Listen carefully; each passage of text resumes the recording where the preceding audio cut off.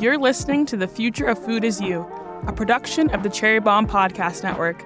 I'm your host, Abena Anim-Somuah, and each week I talk to emerging talents in the food world, and they share what they're up to, as well as their dreams and predictions for what's ahead.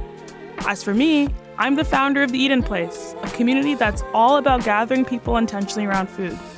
I love this new generation of chefs, bakers, and creatives making their way in the worlds of food, drink, media, and tech. Today's guest is Jinny Cho, the founder of Detour Doughnuts in Frisco, Texas. Jinny grew up working in her parents' donut shop and has been on a journey to expand beyond the traditional glazed donuts that were a childhood staple.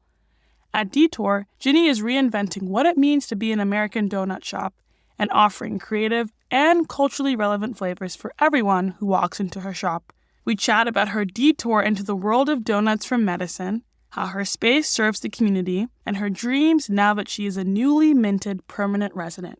Thank you to Kerrygold for supporting The Future of Food Is You. Kerrygold is the iconic Irish brand famous for its rich butter and cheese made in Ireland with milk from grass-fed cows. I was recently in Ireland with Kerrygold and got to meet some of the people behind their signature butter and cheese. I spent an afternoon with Kerrygold's cheese tasters to learn how classic cheddars like Dubliner and Skellig are aged. I visited the Ballymaloo Cookery School and watched Rachel Allen make some champ, which is basically an Irish take on mashed potatoes, filled with scallions and Kerrygold salted butter. In the gold foil, of course. We also spent an afternoon with the Grub Furno family, the cheesemakers behind the Kerrygold Cashel Blue farmhouse cheese, perfect for any cheese board or salad topping.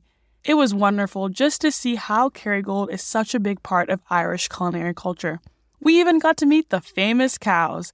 The Cleary family in County Waterford introduced us to their herd, and I learned so much about what goes into producing the best milk for Kerrygold's butter and cheese. Be on the lookout for some cow selfies on my Instagram. Each time I reach for my favorite unsalted butter or yummy cheddar, I will be thinking of those cows and their dreamy pasture. Look for Kerrygold butter and cheese at your favorite supermarket, specialty grocery store, or cheese shop, and visit KerrygoldUSA.com for recipes and product information. Some Cherry Bomb housekeeping. This is for all you cookbook lovers. On Saturday, November 11th, Cherry Bomb is hosting its third annual cookbook festival, Cooks and Books, at Ace Hotel Brooklyn. The day will be filled with panel discussions and live demos from your favorite cookbook authors, including Sola El Whaley and Abby Belingett. Tickets are on sale at cherrybomb.com. Get your tickets now before they sell out. Also, if you want to make a weekend of it and stay at the Ace Hotel Brooklyn, use code CHERRYB for 15% off when booking on acehotel.com. Let's check in with today's guest. Jinny, thank you so much for joining us on the Future Food Is You podcast. Thank you so much for having me. Can you tell us where you grew up and how did food show up in your life? Oh gosh. Yeah. Food is everything. Was everything, is everything, will be everything in my life. I was born in Busan, South Korea. So that's like the most southern tip of South Korea. And was there until I was 7 and then moved to Texas. My dad's side was already here and they had planted roots. So my dad also followed suit and then we just kind of stayed and I've still been in Texas ever since. Food has been something that always reminds us of home. That was like the most important tether back to home. It's just like a constant reminder of Korea. And in a good way. Every meal was a feast. What were some of the dishes that showed up at the dinner table? One of my favorite soups is called 육개장. And it's like a spicy like beef broth soup that I love because it nourishes your soul and it takes a long time to cook. It requires everyone to like help with a certain ingredient. Maybe it's like the sprouts, so I'd have to be like sitting there and taking out all the bad sprouts. And my grandma would be like working on the meat, or it was just a family thing like to do together. And your parents did have a donut shop too, yes. Growing up in Texas. Yeah. What was it like growing up in a donut shop? Very early. Because every morning was early. They were open 365 days a year. So yeah, no days off and working like early hours all the time. I mean, I feel like the entire household was up and buzzing from like 3 a.m. Of course, I love them and I wanted to spend more time with them. As soon as I could, I started going to the shop with them and just helping with what I can. I thought I was doing my part. And then he would drop me off at the library at some point. He being your dad? Yeah. My dad would drop me off at the library, and that would just sort of like be my day, or school. What were some of the tasks that you did while you were in the donut shop? I started off with bagging donut holes. Okay, nice. Probably, yeah. Because donut holes are like so grab and go, but you have to like count all of them, you know? So it's like, okay, like make 20 bags of donut holes. So I'll just sit there doing that. And then my parents also started making these mini cinnamon rolls and mini apple fritters that actually got pretty popular wherever they opened their store. So lots of bagging, and then moved on to taking customers, you know? Yeah. And like back then we still had the cash registers where you had to like punch everything in, playing with a calculator all day. That's kind of cool. Yeah. The new POSs, I mean, I suppose they're more efficient, but it's certainly not as fun. And then moved into like making donuts too. What was the setup like then in your parents' shop? Dough table, proofer, fryer, glazer, and like a decorating table, and that's sort of the line. You have a biomedical engineering degree from University of Texas at Dallas. Are there any elements of your degree that transfer into your work into cooking or spark some interest when you think about cooking? Yes. At school, I spent quite a bit of time doing research. Just like hours after hours in the lab, like trying different combinations of things that would give me the kind of result that I was looking for. Or, I mean, that was at least like my strategy for research. And I find that research process to be very similar to how I make the flavors for my donuts, because it's a lot of like in your head and like, oh, let me try this way and that way. And at least for where I'm at right now, it's a pretty solitary journey when I'm in the kitchen trying to come up with new flavors for Detour. So yeah, it's that sort of experimenting and like research kind of way. But there's like an end to this, you know, and I can like sell it, and that's amazing. Like, because when you do research in like engineering or in medicine, you just never really know if you're ever gonna see that out in the world. For sure. Yeah. But you get to see your stuff every day. Yeah. I have a brick and mortar. I can just put it out there and see how it does and have conversations about it. And how did you decide on the name Detour Doughnuts? Oh. I wanted knead donuts, like when you like knead dough. There's actually another donut shop called Knead Donuts. So I was like, okay, so I guess I can't do that. So I was driving around and I saw this Detour sign, and I thought the D and D for Detour and donuts, like the alliteration, would be great. And also it was such a detour in my life. I thought I was going to stay on the path of, this is pretty typical, but like stay on the path of like academics and medicine. But for a very specific reason, I couldn't go down that path. And so I had this opportunity to open Detour and knew I had to take it, because how often do those opportunities come? What was the particular opportunity that made it worth it to decide on opening the shop? It has a lot to do with my permanent resident story. So after I immigrated here, I was on my parents' visa, and then I was on my own visa, and I was waiting for my green card to come through. It wasn't like I wanted to stay in school, because I didn't know how long my green card would take. I did want to get back into doing medical school, but there was just this blob of time and I didn't know what to do with it, but I didn't really want to spend it doing nothing or working for someone else. I love Dallas. it's home for me. And I've seen Dallas grow exponentially, and it still is. It was clear to me that Dallas was ready for like a different kind of shop than the ones that my parents had for 10 plus years at that point, you know? So I'm like, okay, my parents are going to back me up on this, and it's the right time. Donuts are blowing up everywhere, and let's just do this right now. And I had been experimenting at my parents' shop too, but the clientele's different. They're not looking at flavors to see, oh, that's a creme brulee donut. Oh, that one's made with mascarpone. Like, what's the difference between this cream and that cream? Like, that conversation is just not going to happen when like people are just ready to just leave. Like, they don't even look at the display case. They already come in knowing what they want. So having the clientele be different, and like, I just knew it had to be a different store.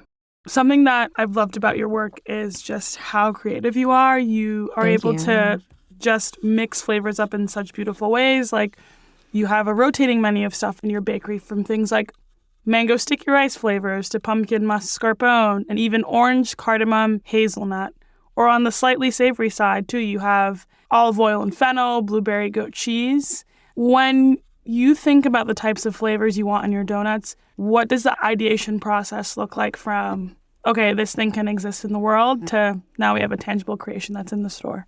The focus for a long time, and it still is, has been about the flavor. I think with donuts, the bad rep that it gets is that it's too sweet. You know, it's just so much sugar. I have a sweet tooth, but I don't like things that are overly sweet. So I look for flavor combinations that can actually stand out, even with the very specific limitations of it can have a filling, it can have toppings. And with the icing, in order to make the icing thick enough, it requires a lot of powdered sugar. And if the flavor can't come through with all the powdered sugar that you come in, then maybe that flavor is not a great one for donuts. And that's why I work with a lot of creams, freshly whipped cream, to be specific. It's like the love of my life. It seems like your donuts are not just pushing flavor boundaries, they're also pushing conversational boundaries. What I love, too, is you don't just focus on traditional holidays. I feel like there's all the holidays that get pushed to us. We get all the ads, Thanksgiving, Christmas. But you also make donuts for things like Holi, which is the Indian festival, Lunar New Year, Eid, or even specific heritage months like Black History Month, Pride Month, or Asian American and Native Hawaiian Pacific Islander Month. How do you think incorporating these themes into the restaurant's calendar is embodying a real American donut shop, or what a real American donut shop should look like?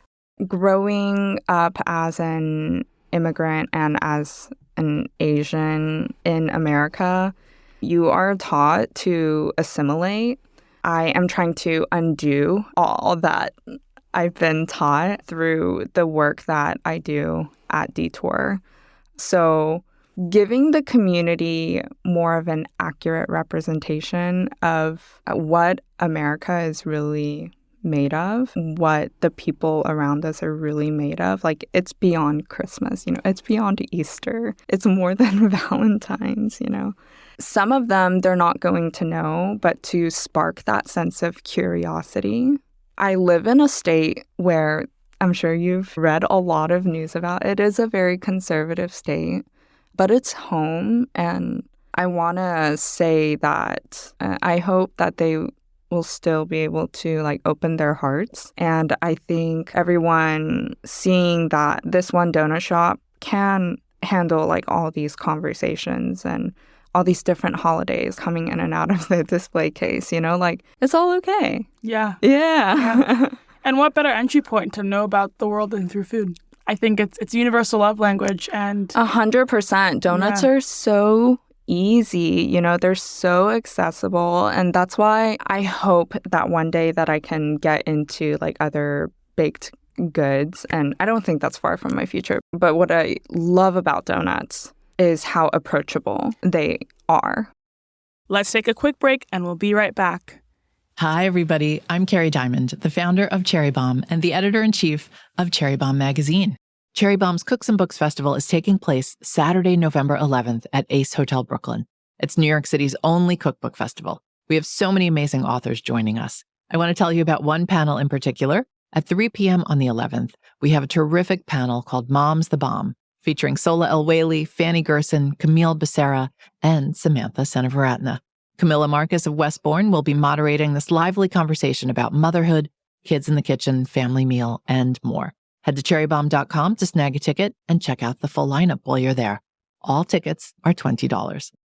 Let's talk a little bit more about the brick and mortar space. So Detour Doughnuts exists, in Frisco. People can come there, get a donut. Yeah. What I really adore about your space is you have these story time hours on Fridays. And you always post about them, and they're such great books. I mean, I love children's books.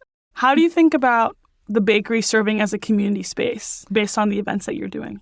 Our space is not big, so I have to pick and choose what kind of events we do. But if you know a little bit about Frisco, you know that it's like a bedroom community for Dallas, even though lately Frisco has a lot of its own things going on. There are a lot of families there, and I think we live in a world where there's just a lot of screens and lots of iPads and kids zoning out, like watching TV. And I also have a 6-year-old. Oh, yeah. So cute. Yes. Yeah. Yes. Does he help in the donut shop sometime? He tries to. He wants to. But then when he's there, he's like, you know what? I don't really want to do this, but can I have all the chocolate? I mean, he has a pretty good deal for most kids. He does tell everyone that Mom has a donut shop and like, have you been there? Do you know me? It's hilarious. He's your marketing guy. He really is. Part of the work that I want to do is give families a space to come and connect with their kids. And I know it's not for long, our story times last, like 30 minutes max, but that's still really valuable quality time. And to get kids excited about books, get out of the house and like see other kids. And honestly, it's really hot in Texas. Summer times it's been difficult to go outside.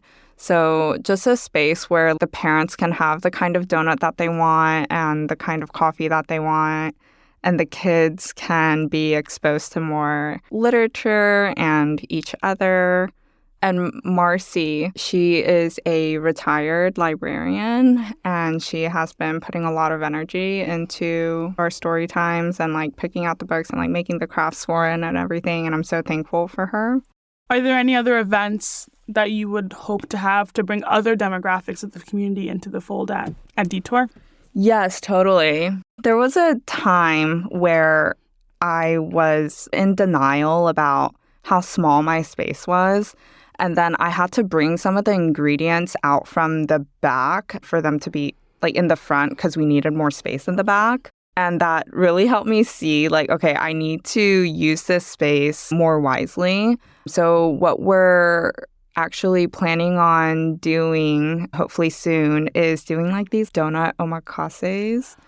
Oh, so cool. Yeah. So they're going to be like donut flights, basically. But then I'm hoping I can make the donut in front of them and hand it to them like omakase style and have conversation, and like, again, like getting us off our phones, but actually connecting with each other.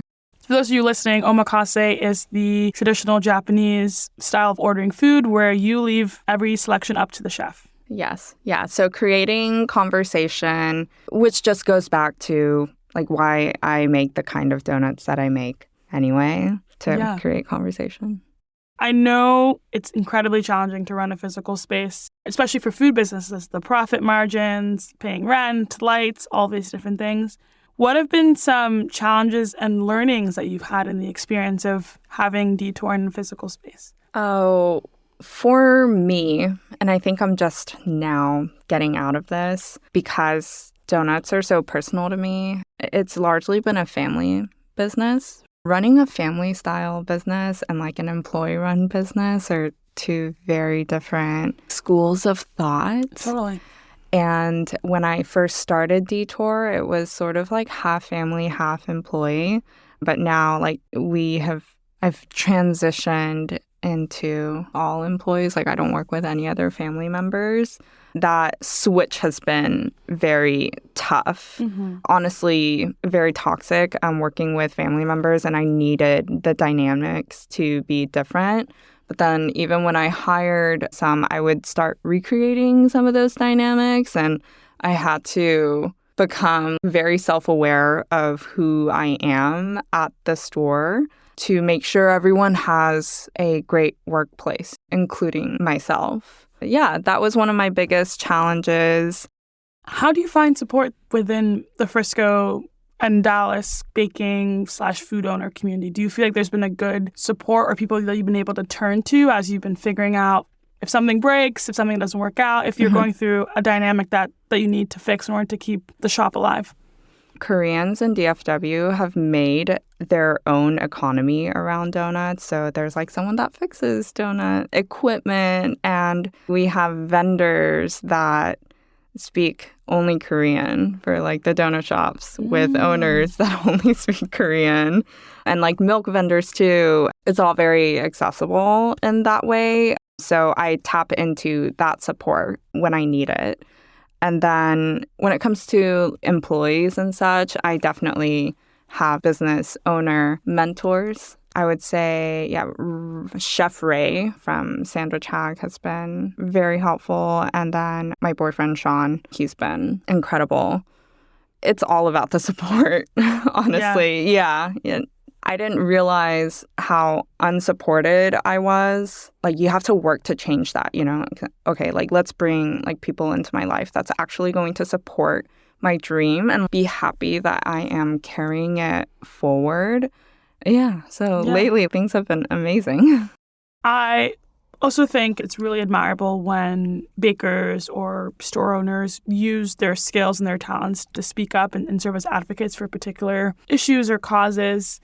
I know you've done a few campaigns over at your bakery, particularly as it pertains not just to different heritage months, but also to unfortunate events that do happen. So you had a Stop Asian Hate donut sale period. Yes. Where you were able to raise $3,000 and match those sales to a total of $6,000 to the AAPI Community GoFundMe. Can you tell us a little bit about the process of what it was like creating those donuts, and how did your community feel when this was the way that you were hoping to shed a light on what was happening?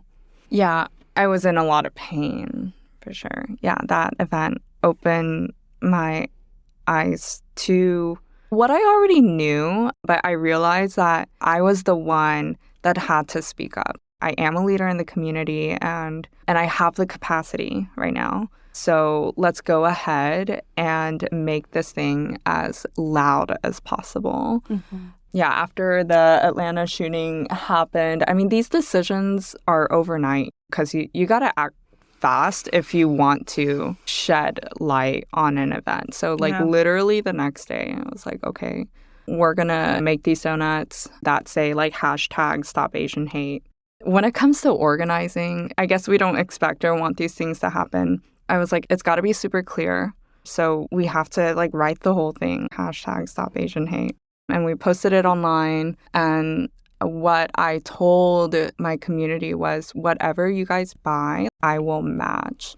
Because you buying this donut and saying that you will keep this in your heart, I am also going to match that, because I want all of us to hold each other accountable. And that's how I'm going to show it with my actions. Yeah. So they bought $3,000 worth, and then I matched that, and $6,000 to Stop Asian Hate GoFundMe. And it was amazing. Like, the news came out, and I feel like the entire community came out, and everyone was like wrapped around our building to get these donuts, and it felt like they care. How do you think that showing your activism in such a fervent way will inspire other emerging bakers or even just food enthusiasts to be able to show their support through food when things like this unfortunately do happen? I think in the food industry, or really any industry for that matter, the concept of professionalism gets in the way of one having opinions. People think it is professional to just go about your day like nothing happened. But this is a very personal business that came from very personal roots. I am going to have to speak out about these things. Everything that you see, everything that you like here, comes from who I am. I'd love to, continue inspiring talented chefs to keep working on their craft, but also to realize that they have a voice and they can use it. And it doesn't mean that you're being unprofessional. Yeah, that's very empowering. Well, as you know, we're huge manifestors on the podcast.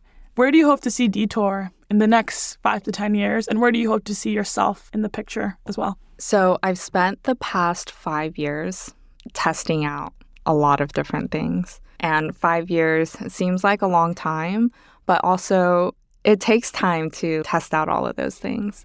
We just renewed our lease in Frisco. Congratulations. Thank you. Yeah. It's a huge, huge deal.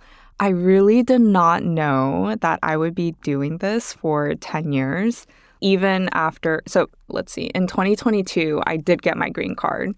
So at that point, I was like, okay, you said you were gonna go back to school. So are you really gonna do that? But I feel like Detour has a life of its own and it deserved more of my work and my time.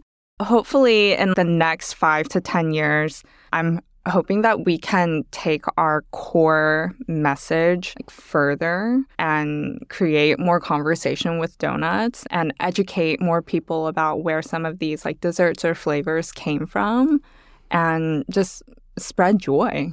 That's so lovely. And I know you've mentioned a few times, but I wanted to make space for it. Congratulations on your permanent residency, which you got last year after 21 years of being in America. Girl, yeah. I know the immigration process is not easy, especially as an immigrant myself to America. Now that you finally, I know you mentioned that Frisco has always been home for you, especially coming to America at 7. How do you feel having that now, and how do you hope it'll impact or inspire your work? When you're not really sure, if you're going to be able to stay, for a long time, I approached life it doesn't matter what I do right now because I'm not really even sure if I'll be staying here or not. So lots of impulsive decisions and doing whatever I want. And it's a survival tactic in a way, though, right? Because you'll never know when you'll get that chance again. Yeah, it's it's the fear, right, that made me use that sort of survival tactic. I've been working on manifesting more, thriving more, trying to get out of the survival mode. And I think you can see it a little bit at my donut shop too, because when I would respond to Stop Asian Hate or other things that happen in America, I'd be so angry. I don't want to make angry donuts. It's okay, how can we make things that are rooted in joy, that are rooted in acceptance, that are rooted in thriving and supporting each other, which is where bringing all the different celebrations comes from. Jinny, we're going to do the Future Flash 5. Gotcha. Are you ready? Yeah. Let's do it. The future for bakers. Ooh, still sweet. The future for business owners. Hard. The future of donuts. Minis. The future for community spaces. Connection. And the future of activism. Important. Jinny, thank you so much for joining us on the podcast. If we want to continue to support you, where are the best places to find you? You can follow us on Instagram, Detour Doughnuts. That's DOUGHNUTS. I always have to explain that. And then also our website to see what we're carrying in store for that month. Amazing. Thanks so much. Before we go, our guest is going to leave a voicemail at the Future of Food mailbox, just talking to themselves 10 years from now. You have reached the Future of Food as You mailbox. Please leave your message after the beep. Hey you! I guess you're booked and busy or taking a well-deserved nap, so I'll just leave you with this. How's life? Is it actually all working out? We've been surrounding ourselves with good people, choosing happiness, and facing our fears. I'm curious about the accumulation of intentional decisions rather than a pile of impulsive ones. How's your body? Are you comfortable in it? Have we found how to manage the chronic pain? I hope you've been keeping up with yoga and hopefully in some sort of dance or pole studio to move your body. How is your mind? Has it imploded from overthinking yet? Remember, Think less and just go headfirst into the things that scare you. That's where the magic is. How's your soul? I hope you're traveling more. How many countries have you visited? Feed yourself with something that reminds you of grandma today. I have zero doubt motherhood is a blast. Say hi to future Lawrence for me, and that I can't wait to meet him. When things are hard, just remember that kid's magical smile. Of course, you're still with the love of your life. Have you collaborated creatively yet? What a gift to have found love so precious. Jenny, I am so proud of you. I love you so much. You're my hero. That's it for today's show. Do you know someone who you think is the future of food? Tell us about them. Nominate them at the link in our show notes, or leave us a rating and a review, and tell me about them in the review. I can't wait to read more about them. Thanks to Kerry Gold for sponsoring our show. The Future of Food Is You is a production of the Cherry Bomb Podcast Network. Thanks to the team at CityVox Studios, executive producers Carrie Diamond and Catherine Baker, and associate producer Jenna Sadhu. Catch you on The Future Flip.